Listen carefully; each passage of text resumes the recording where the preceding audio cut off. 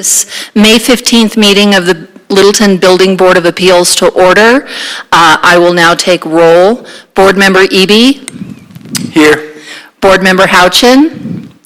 Board Member Hubbard. Board Member Mansky. Here. Board Member Rains. Here. Board Member Trinan. Here. Okay, we do have a quorum. We will start by accepting nominations for the position of board chair. Please keep in mind that you do not have to be present to be nominated, and there is no shame in self-nominating. Would anyone like to make a nomination for board chair? I nominate Randy Houchin. Okay. Are there any other nominations? Seeing none, we will go ahead. I would ask for a motion to appoint Board Member Houchin as chair. Do I have a motion? I move to appoint A Randy. second? I'll second. Okay. I will go ahead and do a roll call vote. Board Member Eby? Aye. Board Member Mansky? Aye. Board Member Rains? Aye. Board Member Trainin? Aye. Board Member Flaherty? Aye. Okay, 5-0. Congratulations to Mr. Houchin. We will now go through the same process for vice chair. Do I have any nominations for vice chair? Again, there's no shame in self-nominating.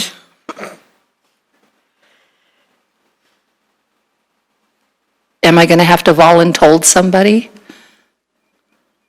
I don't think, just for clarification, I don't think the alternates can invite. Alternates cannot.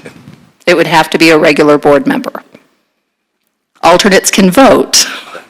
All right. I nominate Jeff Eby.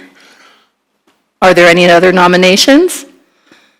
Seeing none, I would entertain a motion. So moved. Okay, and a second? I'll second that. Thank you. Board Member Eby? Aye. Board Member Flaherty? Aye. Board Member Mansky? Aye. Board Member Rains? Aye. Board Member Trinan? Aye. Congratulations, Mr. Eby. Thank you very much. That concludes the business we have. I did leave for each of you a copy of Robert's Rules and a small orientation packet for those of you that are new to the board, and as a reminder for those of you who have been on this board and other boards in the past. If you do have any questions regarding anything contained in that or anything in general about our meetings and processes, please do not hesitate to reach out to the clerk's office.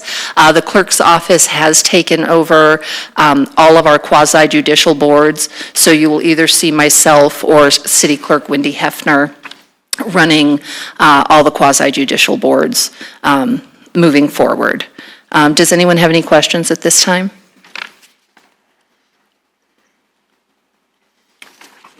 You guys are a rough bunch. I have a silly question. Can the city email be accessed from a personal phone? Yes. Okay, I've never been able to do it, but Stick around, I'll help you. okay.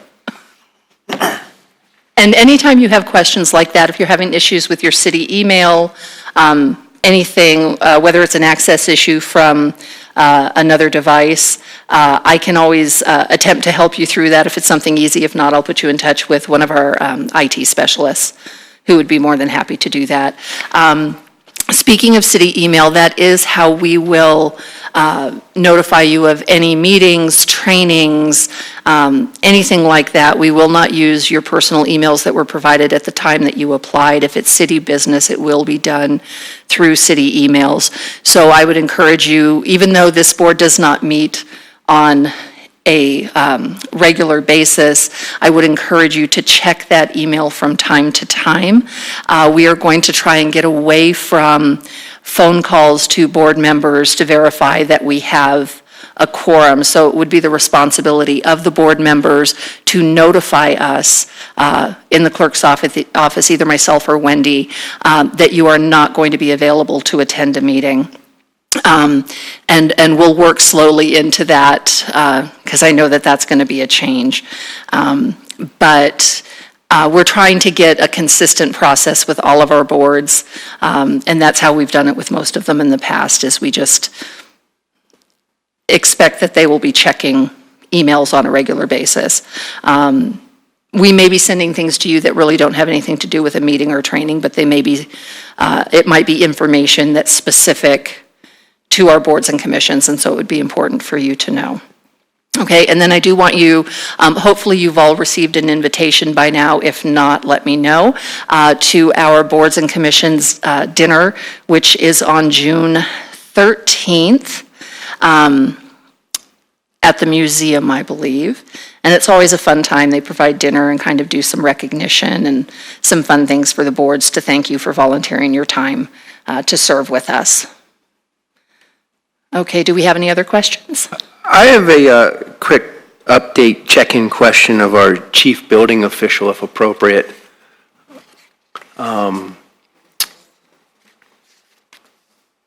And it's just really to kind of get a sense of what the board might be working on in the short term here, Bill, because I remember around January, around the end of the year, we just discussed city council's need to adopt a newer version of the International Building Code.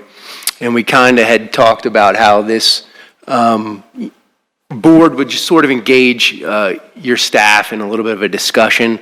And then, our attention kind of got pulled onto other matters. And I was just kind of wondering if that was still the intention or where we were at with that new code. It is our intention. Okay, great. Scheduling got pushed by the director. So tentatively what we're looking at is an adoption at the very beginning of 2020. We started going through the amendments to technical staff so that we could put together a document to bring to you. We've met 5 times.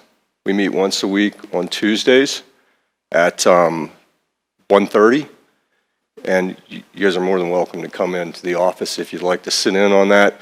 But basically what we're doing initially is we're going through the 53 pages of amendments, and we're redlining out the items that are in there that weren't addressed in the 2012 but are addressed in the 2018. As well, there's some changes that we're going to bring forward for you to review.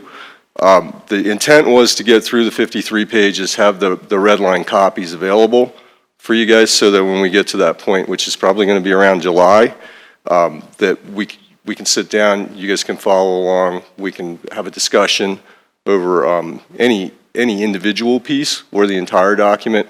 But the gist of it is to get it prepared for you to bring a recommendation, and then us go through a review, take back any corrections that are necessary, and then as well, we have to meet with the fire department because we're going to adopt the newer fire code. We have to meet with code enforcement because we are going to adopt the new property maintenance and housing code.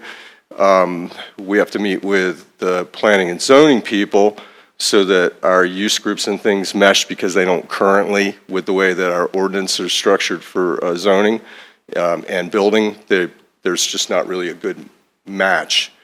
So we're going to try to clean that up a little bit. And then also we're going to address some of the fee schedule. So it's a pretty large, broad body of work that we have. It's probably good that we tentatively won't be taking it to council until sometime in January. It's going to take a significant amount of time to meet with all the individual departments, get everything cleaned up to the point that we want it, have the board happy with our amendments, and then take our recommendation forward to the council. So it kind of got pushed off a little bit, but we are diligently working through it, and you guys are we would be more than happy to have you come over and sit with us on Tuesdays if you have the time. It's typically about 2 hours is what we review. We're at about page 43 or so on the amendments, so we're getting pretty close with that piece. However, within the amendments, the fee schedule's in there as well, and a couple of the other things that we have to address. So it'll be mid-July, I'm thinking, before we actually come to the board with anything. In regard to how often you guys are going to be meeting, as so eloquently put, we don't do it on a consistent basis. It looks kind of like we're going to be pretty busy and pretty consistent coming in through the summer. We've got, we have 2 appeals. We have 2 that are bouncing around that are going to end up probably being appeals. And then, of course, we still have the unresolved issue that from our last meeting that obviously we're waiting for some attorney input on for us to be able to move forward with that. But we more than likely will have one more meeting on that as well. Although we haven't actually had an appeal filed, I'm sure that once an order and directions given, there probably will be. So I'm figuring it's going to probably be pretty busy the next couple of months, similar to January, February, March of this year.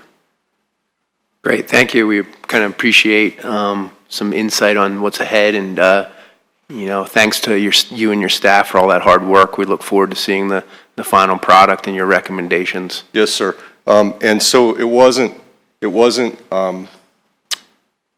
waste to give you guys the amendments. If you've actually had an opportunity to, I know it's a riveting read, to kind of go through it. Really, it'd be good to read it through just so you're familiar. Yeah, I've read them. A couple things I noticed, or talk offline too, but like, there's some provisions in the administrative chapter that really belong as amendments to other chapters of the code. You guys probably already picked up on that. Yeah. And then, as a structural engineer, I'd be happy to give you some, have you seen the Structural Engineers Association of Colorado guidance on wind and snow loads? It's pretty good information that I'd encourage you to look at and Yes, sir. adopt. I would encourage you to come to our study session in the afternoon. I'd be happy to, yeah. We'd like to have you. Yeah. Yep. And I'm just going to interject on that note, and thank you for inviting them. If more than 3 of you plan on attending those work sessions, Right. I would need to know that. It would have to be posted 24 hours ahead of time as a study session of this board, because you are an appointed board, and anytime you meet with 3 or more of you, it is considered a public meeting. Now, the chances of anyone coming down, I don't know what that is, but we need to cover those bases. Okay? Thank you. Anything else? Okay, seeing nothing, we are adjourned at 6:43. Thank you.